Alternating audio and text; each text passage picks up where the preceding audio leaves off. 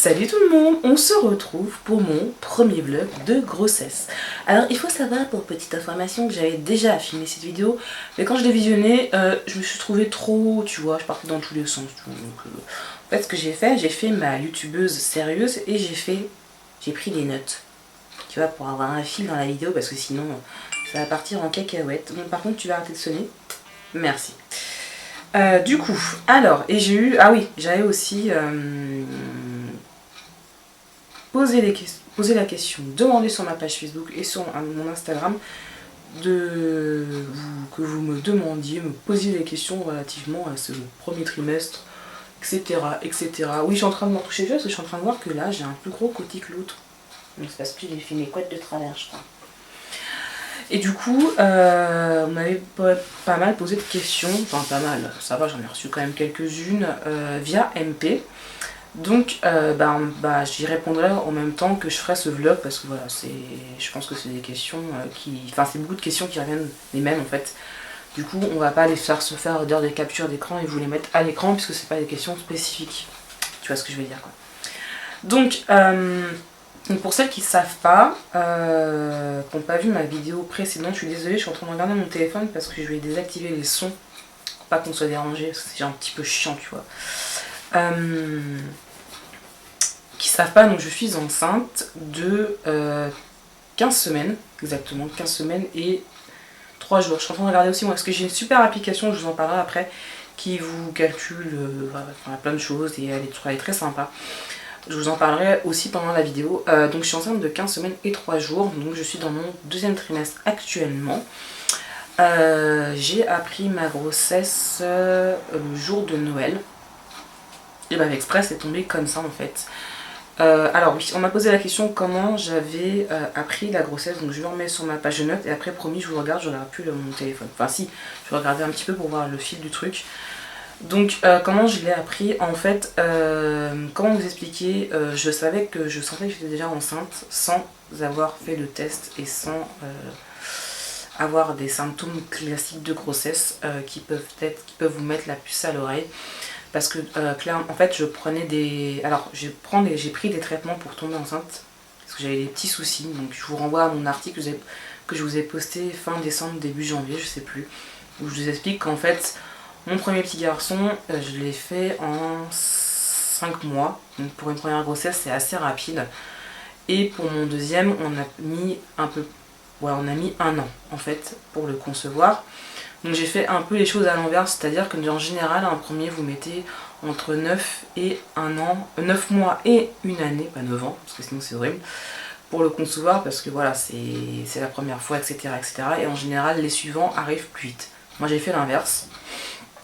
Ceci dit, j'ai eu une contraception qui, je pense, m'a clairement flingué mon cycle en fait. Parce que j'étais réglée comme une pendule pour mon fils et même avant, dans mon cycle normal, j'avais des cycles longs donc de 32 jours. Et après, mon fils, j'ai fait poser rapidement un stérilet puisque, pour celles qui ne le savent pas, et je vais le redire, quand vous avez un premier enfant, vous êtes hyper fertile la première année qui suit. C'est-à-dire que vous pouvez tomber enceinte en claquant des doigts. Donc ce qu'on appelle des grossesses retour de couche en fait.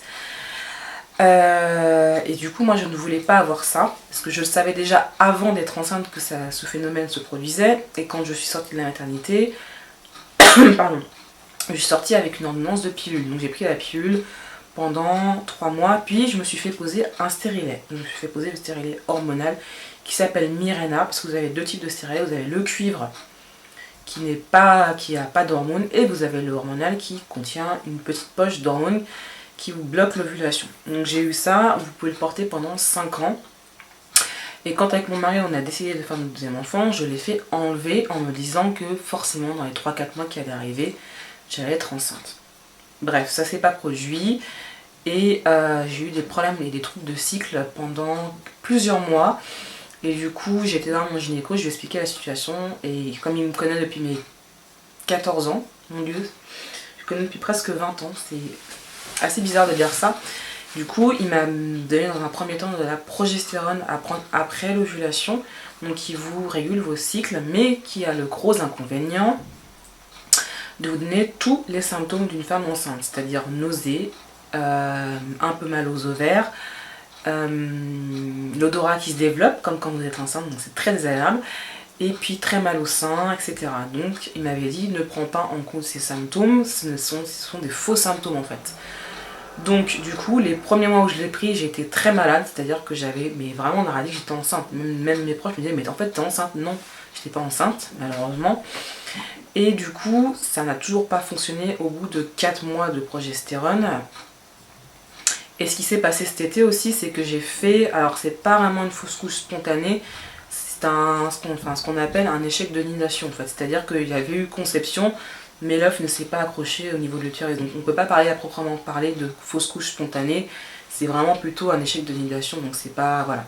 Donc je m'en suis aperçue parce que j'ai eu des saignements très abondants, et quand j'en ai parlé à mon gynéco, il m'a confirmé ce que c'était sûrement ça. Et du coup, on s'est posé la question à savoir si c'était pas plutôt un problème lié à l'ovulation, dans le sens où moi j'ovulais, mais que mon ovulation n'était pas forcément de qualité, dans le sens où il pouvait y avoir conception, mais du coup ça merdait après au niveau du développement quoi. Donc il m'a donné un deuxième traitement, un traitement qui est assez controversé sur la toile, parce qu'il apporte énormément d'effets secondaires et qu'à la base ce n'est pas un traitement qui est donné en première intention pour l'ovulation. C'est un traitement qui est donné aux personnes qui sont diabétiques et qui ont des problèmes de conception, et aux femmes qui font de l'endométriose, etc. Donc moi c'était pas mon cas, mais du coup ce qui s'est passé, je suis tombée enceinte au bout de 3 mois de traitement. Même pas, 2 mois de traitement, je suis tombée enceinte. Malheureusement j'ai fait une fausse couche spontanée, donc j'étais enceinte de 3 semaines et j'ai fait une fausse couche spontanée en fait. Et là du coup on a creusé un peu plus encore, puisqu'on a réussi, enfin il y avait une conception, mais là du coup et en fait mon mari a fait des analyses, ce qu'on appelle un spermogramme en fait, et son spermogramme est revenu pas normal. Alors au niveau du spermogramme, il faut pas le voir comme il faut le voir comme une analyse à l'instant T, c'est-à-dire que chez les hommes il y a plein de facteurs qui peuvent influencer la qualité du sperme en fait. Et du coup, clairement, à l'époque où il l'a fait, il était très fatigué, malade, à moitié malade, et extrêmement fatigué. Donc ça veut pas dire que là, si on refait un, il soit pas bon en fait. Mais à l'époque où il a été fait, effectivement, il y avait un souci. Donc ce qui fait que, en fait, mon gynéco m'a dit, on garde le même traitement, et s'il y a conception à nouveau, on me donnera de ce qu'on appelle de la progestérone, mais à très forte dose, donc l'utrogestran, pour ceux qui connaissent, sous forme d'ovule, et pour éviter les fausses couches en fait. Donc ce qui s'est passé, voilà, donc du coup pour en revenir, j'ai fait ma fausse couche le 25 novembre, donc 3 jours avant mon anniversaire, donc super. Et du coup, en fait, on a repris notre vie normale. Après, donc on s'est pas protégé, puisque du coup, bah voilà, ce qui arrivera. Moi, j'ai pas regardé mon cycle, parce que pour moi, mon gynéco m'avait prévenu que mon cycle ne pouvait peut-être pas reprendre de suite derrière, donc je m'attendais pas. Et du coup, je me sentais pas bien après, au niveau, enfin, à peu près au niveau de mon ovulation, donc je me suis fait prélever. Et je me suis fait prélever le 9 décembre. Pourquoi je vous dis cette date-là, vous comprendrez un peu après pourquoi, parce que c'est assez ironique. Je me suis prélevé le 9 décembre, et en fait, à ma grande surprise, j'étais au moment de mon ovulation. Je me suis dit super, mon cycle il est reparti, et en fait on a continué notre vie, et est arrivé ce qui est arrivé. Et après, une semaine après mon ovulation présumée, je vous dis présumée parce qu'en fait voilà, et je me suis sentie bizarre en fait. J'ai repris ma progestérone comme d'habitude, mais j'avais un sentiment étrange dans la tête en me disant je suis sûre que je suis sûre que je suis à nouveau enceinte. Et j'en ai parlé à ma meilleure amie, je lui ai dit écoute, je ne sais pas ce qui se passe, mais dans ma tête, pour moi je suis enceinte, alors que je n'ai pas fait de test parce que c'était beaucoup trop tôt. J'ai des symptômes, mais c'est la progestérone pour moi qui me donnait ces symptômes, comme tous les cycles que j'avais eu avant. Et je lui ai dit c'est bizarre, elle me fait bah écoute, ça arrive que des femmes le sachent avant même d'avoir fait un test ou une prise de sang. Je me suis dit bon écoute, je vais rester calme, tu vois, on va attendre de pouvoir faire une prise de sang et un test urinaire, et après on verra. Donc j'ai attendu, j'ai compté 10 jours, parce que en fait ce qui s'est passé c'est que j'ai acheté des tests précoces de grossesse. Alors les tests précoces de grossesse, il faut vraiment les prendre avec des pincettes, parce que vous peuvent, comme certains Clear Blue, qui se vendent, mais ceux-là ils sont encore plus précoces. Vous pouvez les faire 7 jours après l'ovulation, donc c'est extrêmement tôt. Mais le résultat à 7 jours, il faut le prendre avec des pincettes. Si vous avez un négatif, ça ne veut pas dire que vous n'êtes pas enceinte. Ça veut simplement dire que c'est un faux négatif. C'est-à-dire que un test de grossesse, comment vous expliquer? En fait, l'hormone de grossesse, donc la bêta-HCG, est sécrétée à partir du moment où l'œuf est venu se nicher dans votre utérus, ce qu'on appelle la nidation en fait. Donc à partir de ce moment-là, 24 à 48 heures après, vous allez commencer à sécréter de la bêta-HCG en petite dose, puis ça va augmenter au fur et à mesure du temps. Mais tant que votre nidation n'est pas faite, et à 7 jours, il est probable qu'elle ne soit pas faite, vous ne pouvez pas vous dire là je suis pas enceinte. Il faut vraiment attendre une dizaine, mais je vous conseillerais même attendre le jour présumé de vos règles en fait. C'est vraiment, et le mieux si vous êtes pressé de savoir, vous faites une prise de sang. Et une prise de sang, vous pouvez la faire 12 jours après l'ovulation. Je vous conseille fortement de la faire à 12 jours parce que c'est pareil, si vous avez une nidation tardive, et c'est ce qui m'est arrivé avec mon premier fils, j'ai fait une nidation à 17... ouais. J'ai fait une nidation très tardive et du coup, en fait, mon test de grossesse a été faiblement positif le jour de mes règles. Donc c'est pour vous dire que selon comment est votre cycle, selon comment va se faire votre nidation, vous fiez pas. Et le mieux, et je sais que c'est très dur pour celles qui essayent d'avoir des enfants, parce que quand on essaie d'en avoir un et qu'on part dans cette optique, ce cercle vicieux de faire des tests, on veut que le test soit positif clairement. Donc moi je vous conseillerais d'attendre vraiment le jour de vos règles et d'en refaire un, si vous faites des tests urinaires bien sûr, et de faire avec 1 jour, 2 jours, 3 jours de retard, et plus vous avez de retard, plus votre test sera positif en fait au niveau des urines. Par contre dans le sang, le jour de vos règles, c'est sûr que si vous êtes enceinte, il m'a fait flipper, c'est ma chienne. C'est sûr que là, j'ai déjà entendu des cas de faux positifs en prise de sang, mais franchement c'est extrêmement rare, c'est vraiment la faute à pas de chance. Et en plus, en général, on vous conseille, et moi je vous donne le conseil en tant que je travaille en labo donc je peux vous donner le conseil, c'est que refaites-en une 48 heures après. Voilà. Voilà, tout ça pour dire que du coup je savais que j'étais enceinte avant même d'avoir fait le test, donc j'ai fait le test précoce. Je crois que je l'ai fait 5 jours avant mes règles. Donc non même pas. Non, je n'ai pas fait 5 jours avant mes règles parce que je devais les avoir le 25 décembre, le jour de Noël. J'avais dit à mon chéri, je pourrais pas. Enfin, tu vois, psychologiquement, avoir tes règles le jour de Noël, c'est... Enfin, voilà. Surtout après une fausse couche, etc. C'est assez dur, on va dire, ce qui est. C'est que tu te prends une claque dans la gueule, quoi. Donc, du coup, j'avais dit à mon chéri, je ferai mon test un petit peu avant. Et donc, je crois que j'ai fait 2-3 jours avant. Donc, vers 22-23, je sais plus exactement. Et en fait, j'arrivais pas à dormir tellement j'étais excitée de faire ce test et d'avoir la réponse. Donc à 5h du mat, je me suis levée, j'avais envie de pisser, donc ça tombait très bien. Et il faut le faire, ah oui, il faut le faire avec les premières urines. Hein. En plus, plus vous le faites tôt, plus il faut des urines concentrées. Du coup, il faut les faire vraiment avec les premières urines. C'est fortement conseillé. C'est écrit sur la notice du test de toute façon. Donc j'ai fait mes premières urines matinales et en fait, j'aurais dû vous déballer un test. Parce qu'ils ne me serviront plus. C'est vraiment une micro-bandelette quoi. C'est genre, vous voyez mon petit doigt, ça fait ça en fait. Donc déjà vous pissez pas directement dessus. Vous faites dans un récipient et après vous trempez votre bandelette. C'est pas comme le Clear Blue où vous pouvez pisser directement dessus. C'est vraiment des tests voilà, que vous trouvez sur internet qui sont pas chers du tout. Après au niveau fiabilité, moi je vous dirais que sur moi ça a bien fonctionné. Je sais qu'il y en a qui ont des soucis avec, mais ces personnes-là ont aussi des soucis avec les Clear Blue, etc. Elles font pas forcément des positifs même quand elles sont enceintes. Donc voilà, c'est un peu des cas particuliers mais qui existent et qui sont reconnus en fait. Du coup j'ai eu une toute petite bande faible, donc je me suis pas emballée, j'étais contente mais je me suis pas emballée parce que quand vous faites une fausse couche, voilà, le positif n'est pas suffisant pour vous, il faut que ça aille plus loin en fait. Donc du coup je me suis fait prélever et mon taux était déjà à, je me semble, 50 je crois. J'avais un taux de 50, donc ce qui était beaucoup plus fort que ma première grossesse précédente, parce que j'étais à 25, 23 exactement. Et du coup j'ai dit à ma copine qui me prélève, on se prélève entre nous, on fait ça bien quoi. Il faut que tu me prélèves dans 48 heures pour voir si le taux monte, parce que en fait le premier taux est important. Donc ça vous dit que vous êtes enceinte en fait. Mais ce qui est très important, Même si votre taux est faible, le premier taux est faible, genre il est à 20, 15, 5, c'est pas ça le problème. Le problème qui va se poser, c'est que vous voyez si votre taux va augmenter. Donc c'est la deuxième prise de sang qui est importante. Si votre taux a monté, il doit doubler tous les 24-48 heures. Donc il faut vraiment que vous ayez quelque chose de plus fort que votre premier taux. Et puis après, vous pouvez vous refaire reprélever comme moi j'ai fait, comme vous allez voir, j'étais un peu tarée sur les prises de sang. Si le taux monte, c'est que la grossesse s'installe entre guillemets.